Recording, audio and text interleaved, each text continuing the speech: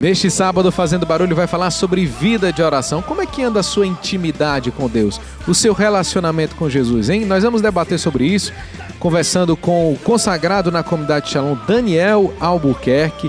Vamos ter também muita música e, é claro, adoração ao Santíssimo Sacramento. A gente se encontra a partir das 11 da noite deste sábado, aqui na Rádio Shalom.